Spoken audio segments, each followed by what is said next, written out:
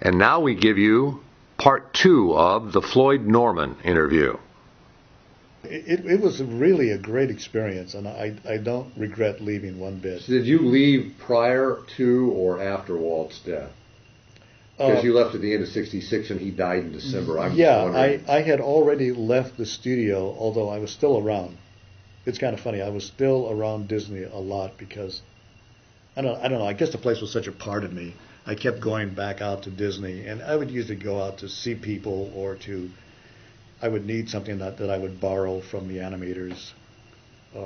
Back in those days, everybody was so generous, and it was such a small industry. If I needed something that I could use from the effects department, I would go out and talk to one of the effects animators. Yeah. And I would say, I need some help on some effects of leaves or rain or whatever for a thing I'm doing. And they would help you with this stuff, and they would give you material. Yeah. I mean, everybody was extremely generous, and it wasn't the kind of, closed, security, we can't do that, can't do this. He was very open in those days. If you worked in animation, we were all animation You were a people. sleepy little backwater. Exactly, yeah. And so everybody kind of like worked with everybody else, and you needed help, they would help you, free of charge, So I was at Disney a lot, even in those last months of Walt's life, and I remember I was there the day before his passing, because I remember asking people, how's Walt doing? Because we were all. You knew he was in the hospital. Oh yeah, we all knew that he was over in St. Joe's, and that he had had some setbacks, but we all thought he would recover. I don't know why we were so optimistic, but we thought he would be okay. And so I remember on that Thursday, I believe, asking, how's Walt doing? And everybody was very upbeat and positive. Oh, he's doing fine. He's just over there for a checkup. Now I don't know if they knew better or not, but everybody was kind of like said, oh yeah, Walt, the boss is doing okay. And well, by the very next morning, he was gone. Yeah. Yeah. Huh. Yeah. So. But you were away from the studio at that point. But by then I had already left Disney, and I was already trying to run. So what kind of stuff did you work on in Vignette Films? A lot of stuff, kind of like anything that came our way, just so we could make movies. Now initially we started out doing educational films. Yeah. Because that was a market we could get into. It was just trying to find a way into the movie business. Yeah. And you were doing live action? We were doing anything. Yeah, we did live action, we did animation, just anything that involved making a movie. Wow. We were so anxious to become filmmakers, and we knew we couldn't do it in the big the big studios, because you just you had to work your way up the ladder, and that could take decades. Right. So you didn't want to wait. Didn't want to wait. So the way to do it, the way to speed up the process, was to launch your own company, and then you would be overnight an instant producer or director. And you could do it all, learn more. Yeah. Yeah. So it just, the process, speeded up. So you were doing everything and anything that came through the door. Oh yeah, yeah, and it was great too, because that meant you became a producer, a writer, and a messenger boy. You did everything. You picked up the film from the lab. You dropped it off. But it was just a great experience. And that lasted about 2 years? Oh, it lasted longer. Yeah, longer than 2 years. Almost 7 years, I think. Oh, really? You were doing this for 7 years? Yeah. Wow. Yeah, and just a lot of stuff. We did everything from schools for films, teaching educationals. We did corporate films where you do stuff for corporate clients, training films, promotional films. We did stuff for the government. We taught Navy pilots how to fuel their jets in midair. Wow. We did films for the various government agencies. Yeah. I remember doing one film on juvenile justice for one government. But again, it was like anything they threw our way, we would produce it. Yeah. And that meant if we had to hire a writer, if we didn't have the skill to write such a film, because it might be on some. So you'd hire people you'd need. Yeah, you just hire. So you must have produced a lot of stuff. We did a lot of. It's kind of like odds and ends. I look back on it now, and it was just films of every stripe. Some live action, some animated, but it was a great experience, because it was like a course in filmmaking. You'd like learning on the job. And you did everything, you did editorial, you mixed tracks, You shot live action. You went out with a crew, and you learned how to light interiors, to shoot stuff on location. We would fly a crew back east or up to Seattle. It was just a really great time for us. And again, we were all young and learning and growing as filmmakers, so it was a great experience. And when did that came to an end in the 70s? You were doing that role in the 1970s. Probably in the 70s when I returned to Disney to work on Bedknobs and Broomsticks. Oh, yeah. That was 71. 71, and then later worked on Robin Hood. Now, did you still have the company going at the time you went to work on Bedknobs and Broomsticks? The company still existed, but it was pretty much, over and done with. I mean, we were basically out of money, out of resources. And so, when your company begins to falter, your fallback position is to get a job. Back to Walt's place. Yeah, or back to whoever will have you, Yeah, exactly. And some guys went back to work at, smaller commercial houses. Some guys went to Hanna-Barbera or Filmation. You just find a job. I tended to choose Disney because it was still a favorite. Yeah. If I had to work at any studio, I would always choose Disney. So you came back and you worked for Kimball. No. When I came back, Kimball on, I was working for. You mean on Bedknobs? Or, yeah. Oh yeah, on Kimball's. That's right, on Kimball's sequence. Yeah, he directed the sequence in Bedknobs and Broomsticks. Yeah. They were hoping it was going to be the next Mary, the new Mary Poppins. Didn't quite, but lightning didn't. It was a college try. Yeah, lightning didn't strike twice, and so the film was somewhat of a disappointment. But it was still fun to work on. And we did a lot of undersea stuff with fish and bubbles and all of that. It was fun. And then after Bedknobs, Robin Hood followed. And so you didn't leave Disney. You swung straight over into. No, I think Robin I did. Hood? I think I did leave for a while because they weren't ready to roll on Robin Hood right away. They had already started, but they didn't have enough footage flowing through. Oh, so you didn't go back into story. You were back in. Oh no, I was back in animation. Yeah. I wasn't in story. It's kind of funny. It never even occurred to me to go back to story. I still didn't see myself as a Disney story guy, even though I had done it. I just went back to my old job and working in the animation department, where I knew a lot of the guys anyway because we had all worked together before. But no, I had a good time in animation. I still enjoy animation. It's kind of funny. You think, oh boy, if you're a story guy, you don't want to ever go back to that animation stuff. But I really liked moving characters. I think animation's great. So you were back for Robin Hood. Yeah, I worked for John Lounsbury for a time, and then for a young kid named Dale Bear. Oh yeah. And I assisted Dale. Dale told me about his early years at Disney. Yeah. How he was floundering around. And that's right. I think he said it might have been Lounsbury that said, "Kid, you've got to loosen this up." Yeah, that's right. So. Yeah, Lounsbury was great. Yeah, he was a great mentor. He was a great teacher. So did you leave again after Robin Hood After finished? Robin Hood? Oh yeah, and let me tell you how I left Robin Hood. I got fired. Why did you get fired? I got sacked. I got sacked off of Robin Hood. I don't know. What happened there? I think what happened, a lot of people try to make it personal, but yeah. I think it was strictly business. It was a time when the studio was beginning to bring in a lot of young kids. Keep in mind, this was the 70s. Right. And a lot of kids began to come in from Cal Arts and other schools. I think mainly Dale Bear was like the first or second guy that came in onto that. But I don't think. But Don Bluth came back. But Dale didn't go to Cal Arts though. No. But Don Bluth had already come back. Guys like Don and Gary Goldman. I wonder if Pomeroy was there at the time. He started somewhere in there. Yeah, he might have started. But anyway, I know that a lot of young kids were coming in, and they were coming in for a lot less money. And so there were some older guys like me who were making, premium pay. And so I think the accountants got their heads together and said, "Hey, why are we paying these guys premium? Yeah, why are we paying these old guys? That doesn't make any sense whatsoever." Actually, I wasn't that old when I think about it. I think I was in my 30s. In my 30s.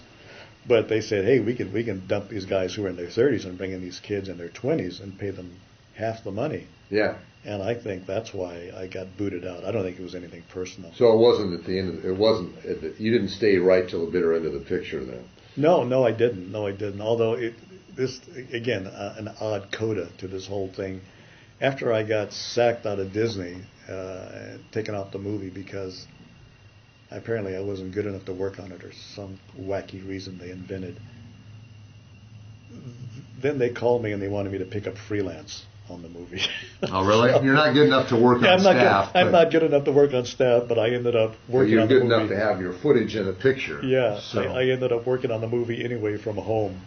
So I thought this is really bizarre. I'm back working on the film I got fired off of, but I look at all that. That's just the wackiness of the animation business. You know, I look back on it now and laugh. I thought that's really funny.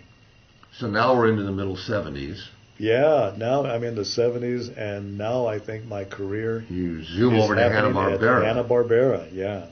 And what were you doing at Hanna-Barbera? Because that place was roaring at the time. I started out animating. And really? And in the craziest way, too, because I had stopped in the Hanna-Barbera to visit some friends of mine, and Bill Shippick, who was the production big shot there, the coordinator, production boss, was on the phone with Bill Hanna, and Bill Hanna was screaming at Bill Shippick saying, "We need more animators. I told you to hire more animators." And Shippick said, Don't worry, Mr. Hanna. I've got some guys out in the hall right now." One of them being you. And one of them being me. So I wasn't even looking for a job, and I find myself hired by Bill Shippick on a day when I'm just visiting. So I get hired as an animator, and I immediately pick up footage and start animating for Hanna-Barbera, and I did that for a season. Were you on Scooby-Doo? What was I? I was animating on a show called Dynomutt, I think. I'm looking at all your credits here. And you were on Jabberjaw. Jabberjaw, yeah. You were on Scooby's Laugh Olympics. The Adventures of Muhammad Ali, and you weren't just animating. Yeah. You were animating, and then you swung over into layout. In the layout, yeah. I kind of got tired of the animation thing because after a while it just grew tedious. Because it wasn't like doing full Disney animation. I mean, which I love. I love Disney stuff. You know, because you get a chance to move the character and get a performance. With H&B, you were just basically moving the character. Right, and as quickly as possible with as few drawings as possible. Robert Alvarez told me that he was in a meeting where Hanna was screaming at animators because they were grunting too much animation out. Yeah. And you got to slow. You can't do that much because the quality is going to drop. Yeah. And Robert said the problem was guys that he was screaming at. If they lowered their footage count at Hanna-Barbera, they could go to a Hanna-Barbera subcontractor and pick up more animation, which a lot of them were doing. Of course. So, he said he always thought it was ludicrous, and he was in this meeting where Hanna was not happy with the high footage counts because he thought they were crapping it out. Yeah, well, they were. It's a crazy business, yeah, I remember that, and guys who would work at H&B during the day, and then they would go pick up animation from the subcontractors. Were you one of those guys, or were you? No. I was strictly when I was doing. I stopped. I was on salary as an animator, and then I switched over to layout because I just found layout a little more creative. Than doing the H&B animation. I mean, it was still Saturday morning stuff. But I just enjoyed layout more, and I did that for a number of years, and I enjoyed it. And then it's really weird. Then I made the move from layout to story. Again. Yeah. So I started doing storyboards for H&B, and I did a pile of storyboards. And then a nice gentleman named Lars Bourne approached me one day and said, "Would you like to write for us?" And I thought, wow, I don't know. Write animation, And so then, because of Lars, I became a writer. Yeah. I don't know if I have any credits there on anything, but there's actually a bunch. Let me look. Yeah. There's a number of things that they say. Well, story director on Pawpaws. Yeah. You were a story director on the Chipmunks, Gee. and you were the story director on the Quickie Koala show.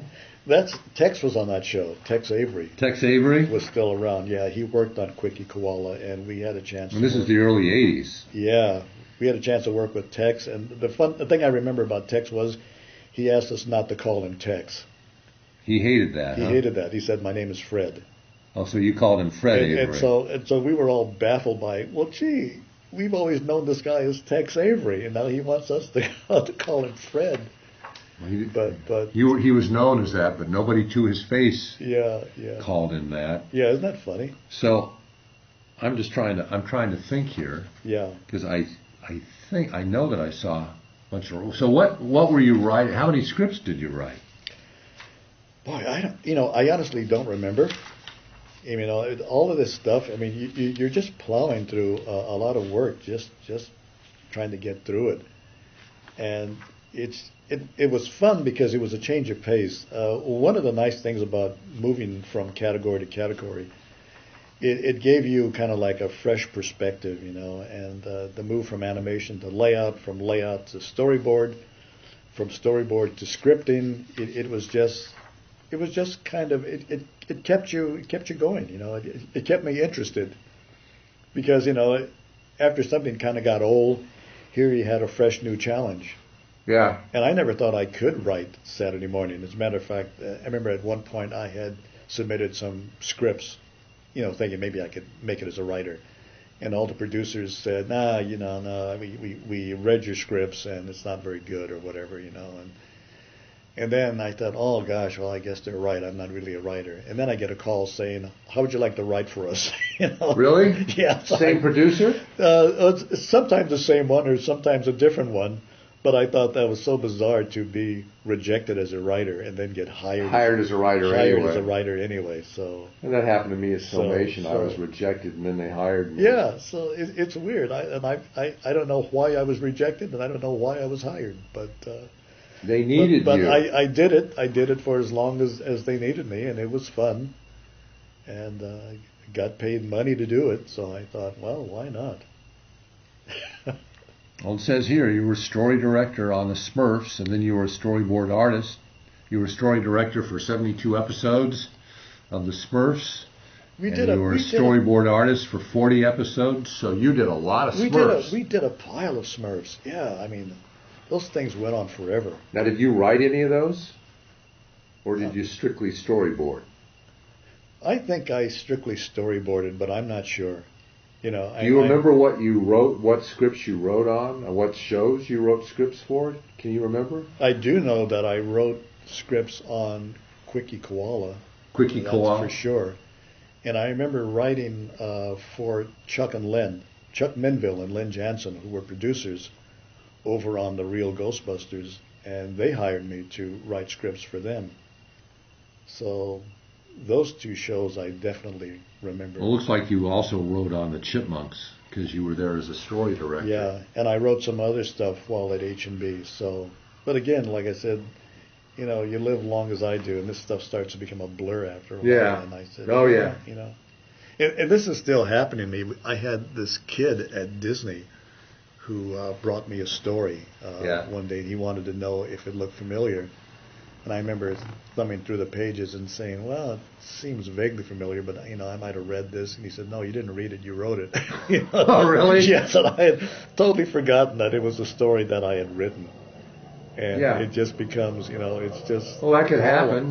You write a stuff. lot of material, and it's Yeah. like you don't remember. Yeah, I You don't write it, I don't you move remember. on to the next. You write the next, you move on to the next. So I told this kid, I said, you know more about me than I do, At that moment, that Yeah. might be true about that one little thing. That's right. So you were a writer, a layout artist, an animator, a Disney story man, Yeah.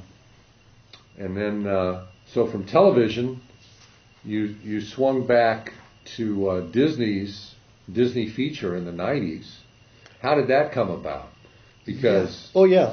this is like your third incarnation at Disney. Yeah, you keep coming back. Yeah, I remember. What had happened was I had been offered a job at Disney Publishing, again as a writer, Yeah. which kind of knocked me out because I thought if they wanted me, they would want me as a Disney artist. They said, no, we want to hire you as a writer. Yeah. So I thought, well, okay. So I go back to Disney, and I'm working as a writer.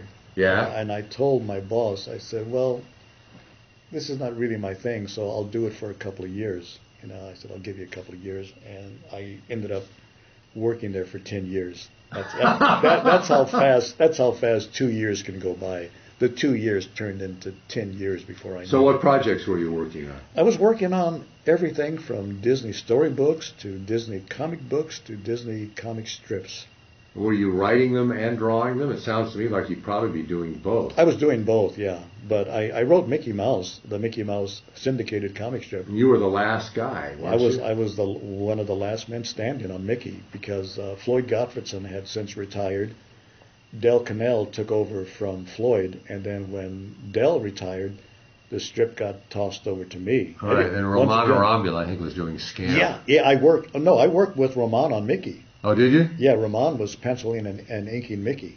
Oh, okay. So the two of us worked as a team on Mickey Mouse. And you were on the lot. On the lot in the Royal Disney Building.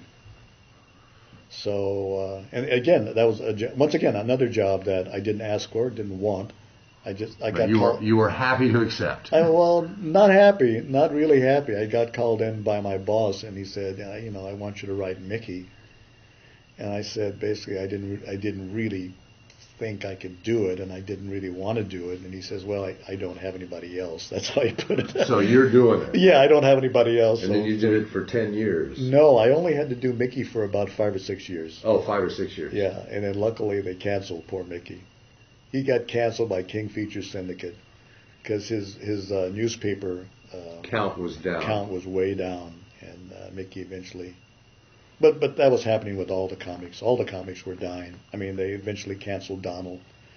Donald Duck was canceled. Scamp was canceled. Winnie the Pooh was canceled. Oh, they were all canceled. They were all slowly. The syndication market just tanked. Yeah. It's it happens. Yeah. Media was changing. Happens in television. Yeah, people weren't reading newspapers the way they used to, and so now everybody reads online. So you were just in the front part of the curve. Yeah. So luckily, after the Mickey strip was canceled, I still had work to do because there were other books and magazines to write for. So I kept on writing until 10 years had passed, and around 93, I heard that Disney was going to do The Hunchback of Notre Dame. Oh, okay. And I thought, that's the craziest idea I'd ever heard of, but it's so crazy I want to work on it. So I actually went over to Disney Feature Animation to my old buddy Gary Trousdale, and I said, Gary, I hear that you and Kurt might be doing The Hunchback of Notre Dame as an animated feature. Yeah. And I said, that sounds so goofy, I want to work on it. So they hired you as a board artist. Yeah, I got hired as a board artist. The producer, Roy Conley, gave me a call and said, come on over. So I left Disney Publishing and went back to animation in 1993. And you got in on the very end of the Katzenberg. Oh era. yeah, I remember one of the first meetings I had at Disney. I was in the same room with Michael Eisner, Roy Edward Disney, Jeffrey Katzenberg, Tom Schumacher, Peter Schneider. So like all the big shots were in this room, and they were trying to decide whether or not they were going to do this movie. Hunchback of Notre Dame, yeah. Because it was a very kind of, And what was your part in the whole meeting? Because you I was just attending the meeting along with the directors and the story team. Oh, okay. So we were just there to get the verdict on our movie. And they decided to go ahead. They decided they gave it the green light. Said, okay, go ahead and make it. And so we were off and running. So it was fun. I mean, I enjoyed the film. Now I have a question for you. Yeah. You've been a story man for Walt Disney. Yeah. Now you're a story man for Jeffrey Katzenberg, who is still one of the forces in feature animation. Right. 20 years after your first encounter with him. Sure. How was he to work with? Because you probably pitched boards to him, didn't you? Yeah. Actually, I like Jeffrey. I mean, I had no problem with him. I mean, I thought I thought he was. Initially, I was very skeptical of Katzenberg when he first arrived at Disney, and I thought, oh, this Hollywood big shot. What does he know about cartoon making? Yeah. But Jeffrey really did his homework, and he learned how the business worked. And he didn't take a casual interest in it. He was really dedicated and wanted to know about this animation thing. Yeah, yeah. And so he really, I mean, I really came to respect him. Yeah. As a film boss, because Yeah. he seemed to know his stuff. And we made a lot of good pictures under Katzenberg.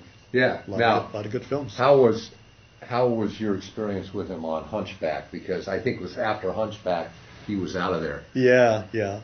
Well, it was brief because I only had a few meetings with Jeffrey. I don't know, maybe half a dozen meetings. Half dozen, and then he was and gone. then he was gone. Yeah, yeah. But at least the meetings we had were good ones, and I thought that. You remember him as having some quality input? Yeah, he did. I mean, he knew when stuff was working and when it wasn't working. Maybe he didn't always give us the answer how to fix it, but he knew that, you guys are going to have to go back and work on this because it's not really doing it for me. How is his style different than Walt's? I guess that's the question, since he's sort of, along with Lasseter, one of the three big creative guys in feature animation. Well, they're all different, and there's nobody quite like Walt, With Walt, it's kind of like, here's the guy who is going to give the last word. So Walt's style as the boss, he was just. His likes and dislikes were crisp. Yes, exactly. Whatever Walt says goes, and that's it. And so with Katzenberg, what was your experience there? Well, with Jeffrey, guys were free to argue a point. If they didn't agree with Katzenberg, then they could defend their position, and Jeffrey would listen. He might go with it or he might not. Really? But at least he was willing to listen. Did you find yourself arguing with Jeffrey? No. I don't. I don't think I've ever been that passionate about anything I've ever done where I'm going to really get up and defend it. Yeah. I think I have on rare occasions, but never with the big shots. Not with a Disney or a Katzenberg or a Lasseter. I mean, I wouldn't want to fight those guys. But I have fought lesser producers. Lesser creative lights. Yes, exactly. So you worked with Jeffrey briefly on Hunchback of Notre Dame, and then you were telling me that you ended up with a 4-year contract at Disney. Yeah. And what projects did you work on at that point? After Hunchback, there was a whole string of. Oh yeah, it's one of those things where you kept moving from film to film. I mean, after I completed my story work on the Hunchback, I moved over to work on Mulan. Mm-hmm. And did that for a year or so, and then after Mulan, I moved over to Dinosaur, and I think I was on that film for about 14 months, over a year. And you worked on the Tigger movie. The Tigger movie, which was, I think that started out as as a direct-to-video, but it went theatrical. And that was Disney TVA, Disney Toons. Yeah, and but it got a theatrical release. But it was fun to work on. So were you working on that in the Hat Building, or did you move over to? No, it was over in the Frank Wells Building. So you moved over there to work on that. Yeah, well, actually, I was sent there by Peter Schneider. Oh, really? Once again, it wasn't my choice. I get all of these jobs by the boss calls me in, and I remember Peter calls me in, and he said, I just saw this movie, that they're doing. At the time, it wasn't even called a Tigger movie. It was called something else, and it was a Winnie the Pooh feature, but it didn't have its title yet. And Peter said, I saw this movie, and it's not working, and it's just, he says, I want you to go over there and see what you can do. And remember at the time, Disney feature animation were like the top dogs. And so anybody else was kind of viewed as the B team, The B team, the also-rans. So yeah, exactly, the also-ran. And so I knew that if I show up over at TVA and I'm the guy from feature animation, they're going to view me as the big shot from across the street coming to basically screw with their movie. And I said I knew that I'd be in trouble from the day I arrived. Did that turn out to be true? And it turned out to be true. Yeah, they just saw me as this guy coming over. But I had to explain, look, I'm not here because I want to be. I'm not here to mess with your movie.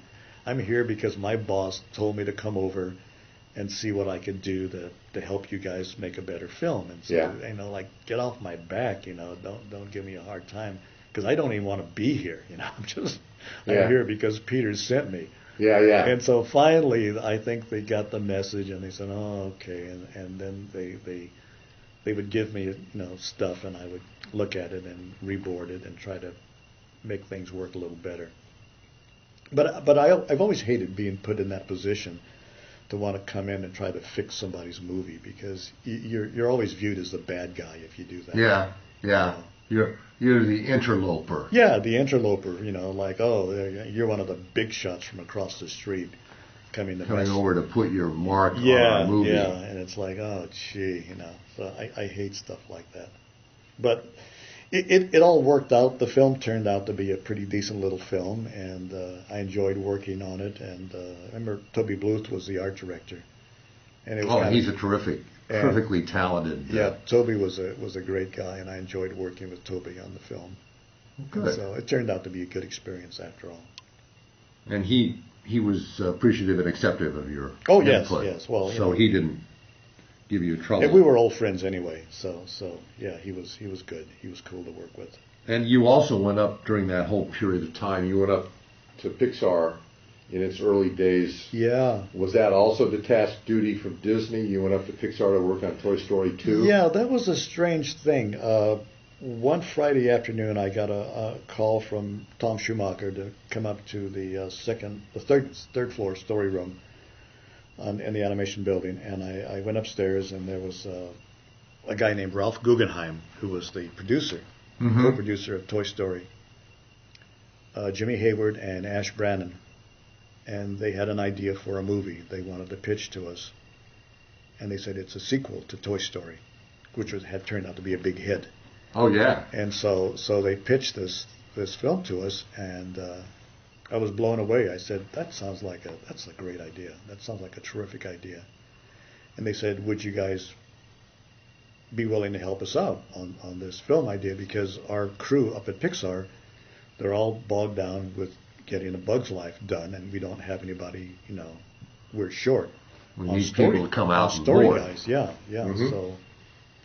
So we agreed to pitch in and help. It was Kirk Hansen, Don Doherty, and John Ramirez, and myself were the four guys they asked to help out on this new film called Toy Story. So you went up there, got a little apartment, or the studio got a little apartment. Yeah, well, that didn't happen until it took a few months. We started out storyboarding right here in Burbank. Yeah. At the Disney studio, and then at a certain point, the producer called and said, "You know what?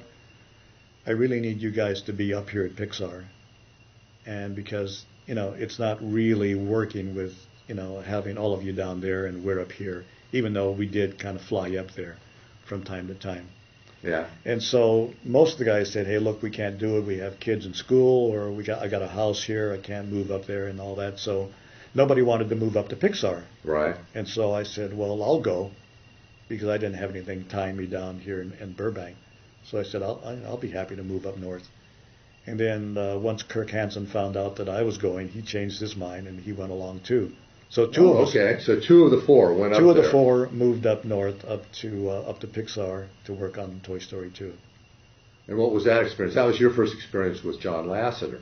It was good. Pixar was a much smaller studio back then. I think around 300 people, maybe a little less. And what was it was in a different building. Yeah. It wasn't in Emeryville. No, it wasn't in Emeryville. We were over in Point Richmond. Yeah. Near Berkeley. So, okay. On the other side of the bay. Yeah, sort of industrial area. I mean, kind of a grungy industrial area. Hardly anything to look at.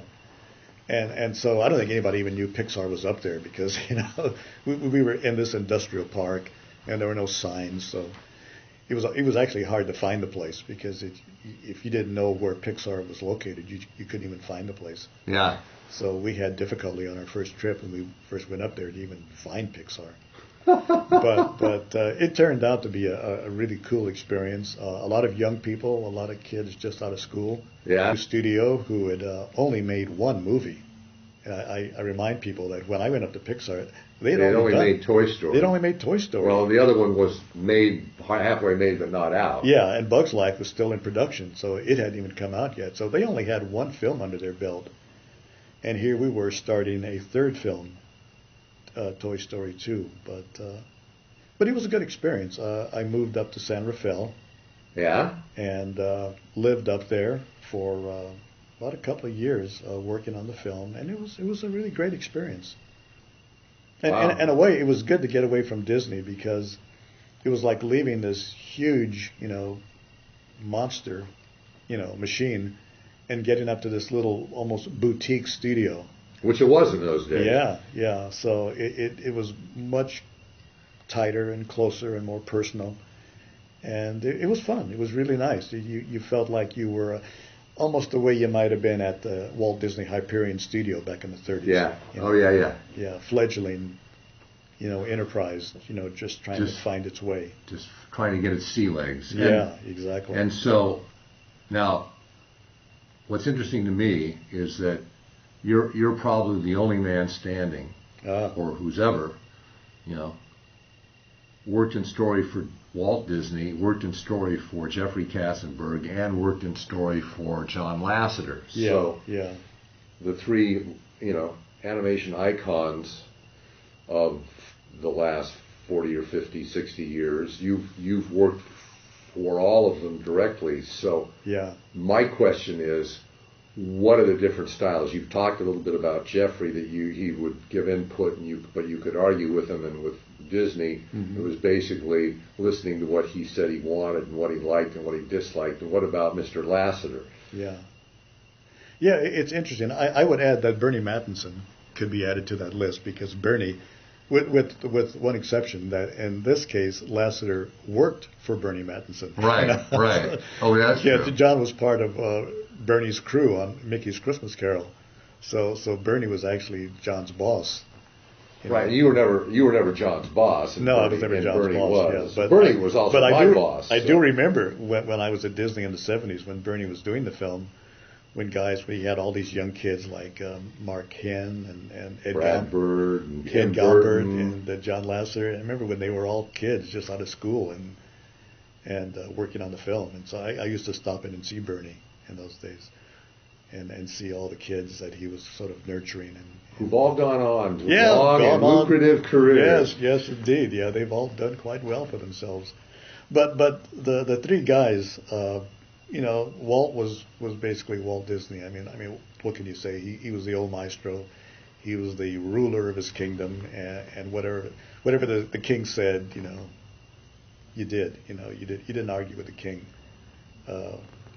There were a few who did, but like maybe Ward Kimball Or Bill Peet. or Bill Peet, but not many. Yeah.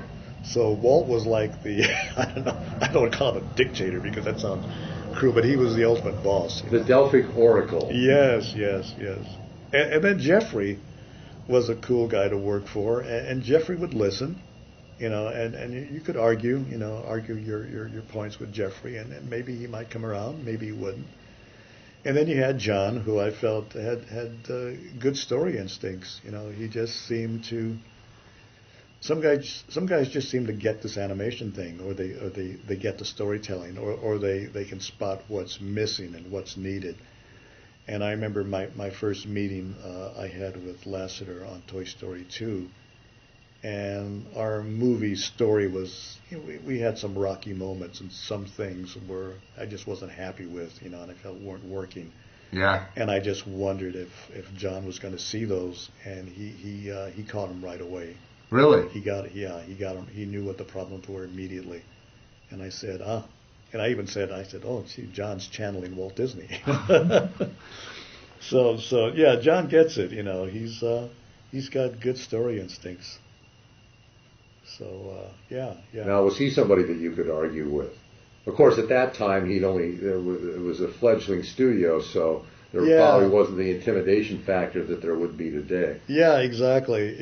But even back in 1990, 98, 99, I think a lot of guys looked at John as he was fearless leader. He was the boss. Yeah. I mean, John was probably like Walt Disney was In the at 30s. Hyperion in the 30s.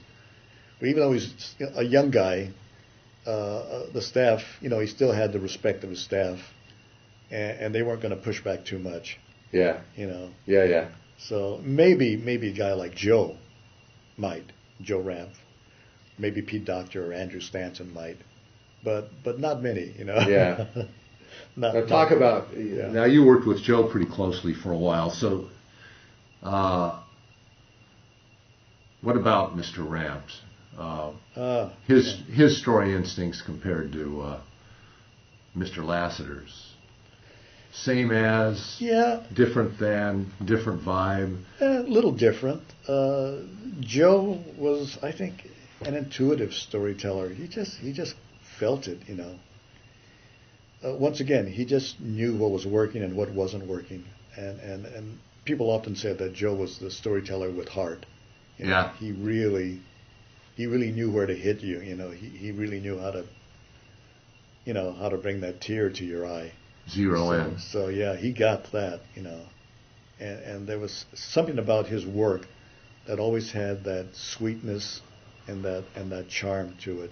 And I think that's what made Joe Ramp different, was that he gave every Pixar film that little added bit of heart. And we think of Disney films that way too. That Disney films have a lot of heart. People say they're corny and all that, but I think that stuff's important. And even Walt would say, I want a film that will make me laugh and that'll make me cry. And I think Joe had that in his work, and you look at Joe's work and the films he touched, there's always stuff in there that'll make you laugh, laugh out loud, and that'll also bring a tear to the eye. Yeah. Even when you know it's coming. I mean, that's the part that gets me. Even when you know what's happening, and it's always he's going for the tear-jerking moment now. He's going for it. I'm going to resist. But he gets you anyway. And you find yourself kind of like, oh, gee, I watch films I worked on, in the case of Toy Story 2, and you find yourself, kind of dabbing your eye there. Yeah, so- Gosh, So What was Joe the could do biggest that. challenge with Toy Story 2 as you look back on it? Because you worked on 2 Pixar films. You worked on Yeah. Toy Story 2 and you worked on Monsters, right? Yeah, Monsters Incorporated. So, what were the problems that you had to lick, or were there any? There was on Toy Story. Every movie story has its problems. I think what we had with Toy Story 2 was a great premise and a great story. And the trick was, I remember when I started working on the film, was this could be a really great movie. Mm-hmm. Now we got to find a way not to screw it up, and that's really the challenge: how not to mess this movie up, Mm-hmm. because it could be so good. And as we went through the process of telling this story and making this movie, there were times when we were, messing up the story, and it just wasn't coming together. And you told me about one of the ways that you solved that is Joe Ramp, I who would- had been yeah. heading up. Well, I would talk to Joe after work. I would find Joe Ramp in the evening, and I would talk to Joe and just seek his wise counsel. Like, Joe, this is what's going on. Can you give us some advice? Can you help us? And at first Joe was reluctant, and because he was already tired from just finishing Bug's Life, and he didn't want to be bothered. But I just kept pestering poor Joe. Like, Joe, you got to help us, Yeah. You got to come in. And eventually, I think John Lasseter pretty much dragged Joe onto the film as co-head of story. Yeah. And I think that's why the film is just so solid today. I mean, when I saw the film, when it was finally completed, I'd been watching the film throughout its production, story reels and all of that. But when I saw the finished film, when everything was completed and in color with a score, I was just blown away. Like, this is a darn good film. Yeah. This story is solid. There are a few films where I can't find anything wrong with the story, and that's one of the few films that's really solid. Really? And you think Joe had a lot to do with pulling that together? I think Joe had a huge part in making that film work. What were some of do you remember specifically any of the things that he did that helped stitch it more tightly together? Well, it's hard. The film is such an organic thing. It's kind of hard to think about specifics, but I just think his touch is felt throughout the film.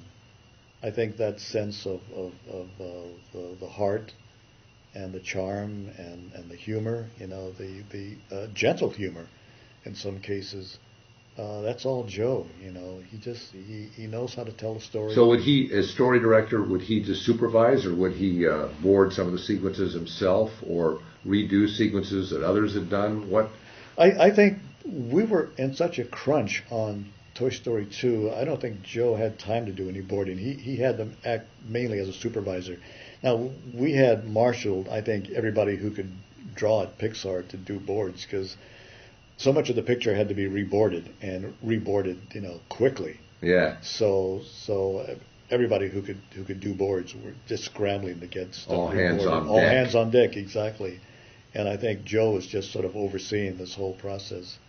Huh. So it was a huge enterprise, to get this picture turned around and to do so in record time. Keep in mind that John Lasseter had a meeting in January of '99 saying we got to tackle this picture again and do another complete story pass.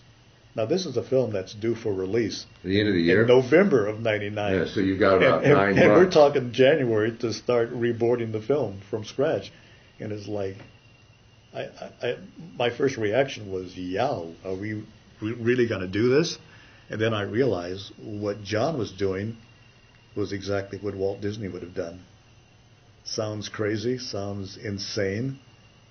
You mean we're really going to do this over again? Yeah. And I could hear Walt saying, yeah, we're going to do it over again. We're going to do it right this time. Yeah, sort of like Jungle Book. Yeah, exactly. Yeah, I would say so. Yeah, and then I realized, well, yeah, I said John's a lot like Walt.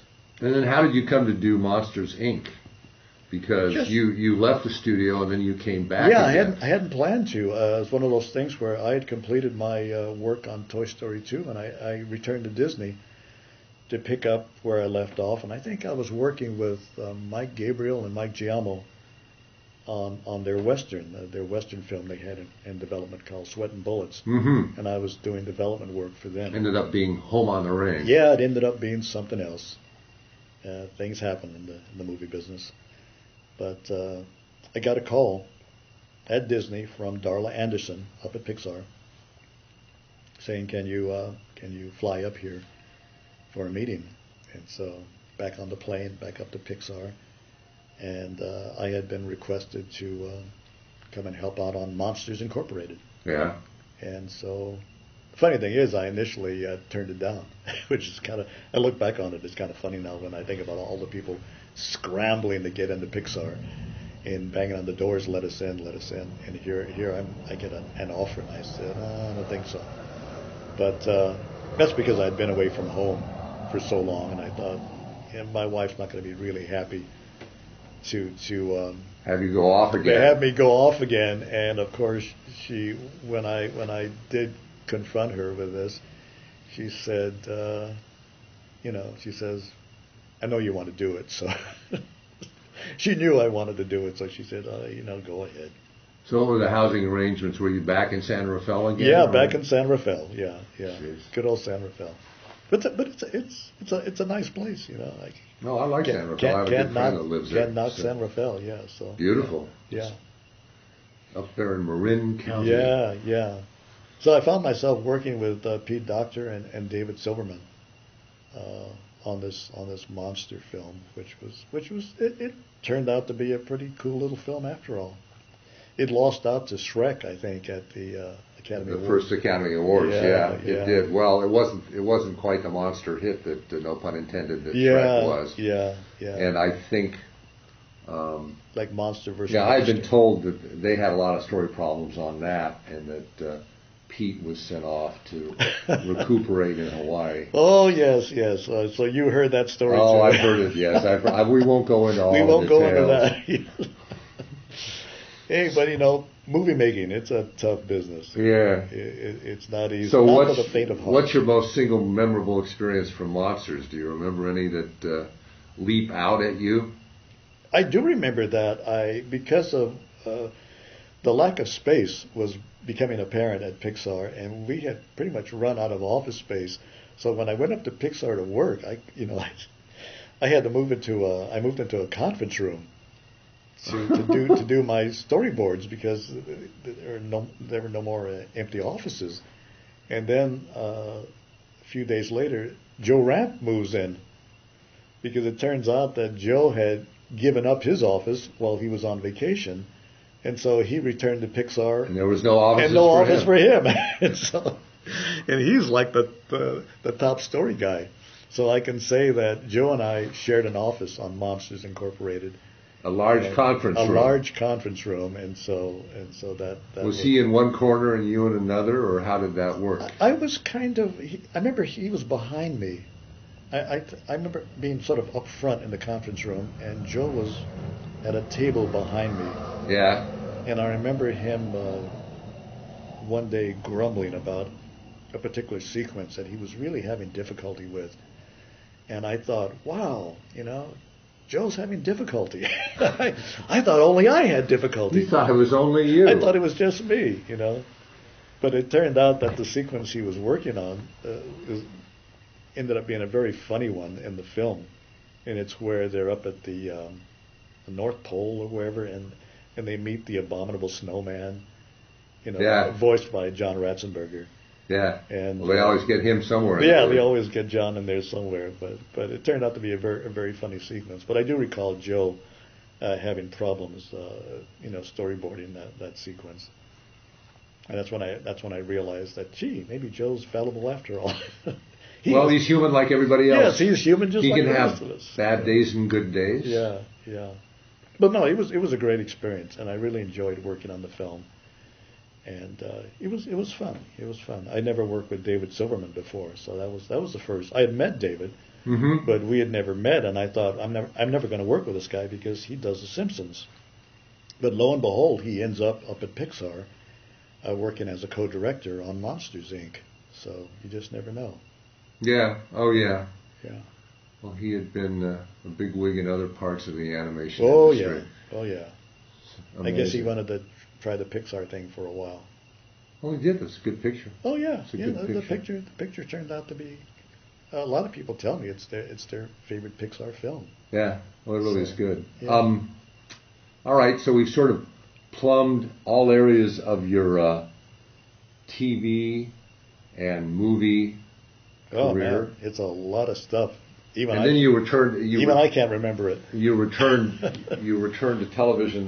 Then after. And when did you leave Disney? You left Disney in the early 2000s. Then, Yeah, right? on the day you were walking down the hallway. Oh really? Yeah, it's really funny because I had just come from Steve Fickinger's office, where I had been told that there was no more work. No more work for the likes of you. And this was after what movie? This was after Home on the Range? This was after it was the meltdown of wildlife. Oh, okay, sure, I Yeah, remember that. Yeah, the wildlife meltdown. Brian McEntee Yes, was on yes, that as yeah, art director and couldn't right. believe how some of the stuff that was Exactly. going on. That's right. So, And so I remember I ran into you in the hallway out at Disney Northside, and you said, "What are you worried about this stuff for? You've got your hours in. You could walk away from this today. You could retire." And it had never even occurred to me that I was 65. You don't think about age in this business. And I said, "Gee, Steve's right. I'm 65 years old." I give that advice to a lot of people. Yeah. But, you do have options. Yeah, So that yeah. you can keep food on the table. Exactly. Not that you want to hang it up creatively. That's very true. Because yeah. you've gone on since then and you've worked on any number of things. You've done books. You worked on a PBS animated series with Tom Cito. You've done Right. all kinds of stuff. Yeah. So what other stuff have you worked on besides the things I just mentioned? Because I'm sure I'm not Well, covering all of it. I just like staying busy, so I'm willing to work on anything they throw my way. Now, one of the nice things, I've had this relationship with Disney Publishing. Ever since I worked with Disney Publishing way back in the 80s, I was able to reconnect after I retired, and I started doing children's books for them. Yeah. And one thing kind of leads to another, and they've managed to keep me busy, busy enough, not like a full-time job, but they'll throw things my way. And then by being in DCP, Disney's Consumer Products division, other things come my way, and I worked on projects other than books. I was working on a electronic toy. Yeah. That was kind of an animation device, and John Lasseter had recommended me to the electronics guys who knew nothing about animation. That was part of their problem. They had no knowledge of animation, and so Lasseter said, you need to get some guys who know animation to consult with you on this device, so it makes sense. So they got me and Eric Goldberg to come on board to be animation consultants. So a lot of unusual and weird jobs come my way, and I never know what's coming next, and it's kind of fun to just keep myself open to various projects. So you plan to remain in harness? I do indeed. I just can't sit on the porch in a rocking chair. I did storyboards on a feature film last year for my old buddy Ash Brannon, who I had worked. What was the film? It was a film. I don't even know if this film is. I don't even know where it stands today, but it was called Turkeys. Oh, okay. It was animation? Animation, yeah. Animated film, voiced by Owen Wilson and Woody Harrelson. Oh, okay. And of course, I think it is being done, but I don't know when it's coming out. Yeah, I have no idea. I mean, I was asked by Ash to come out and to work with Ken Mitchell and our old buddy Will Finn. Will Finn was on it as well. Oh, yeah. So we worked in a little studio out in Santa Monica, of all places. And how long did that gig last?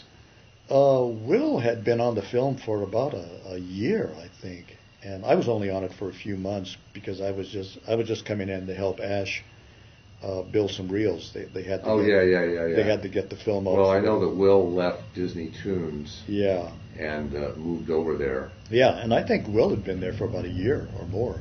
Yeah. And doing boards, and I think doing some voice work too.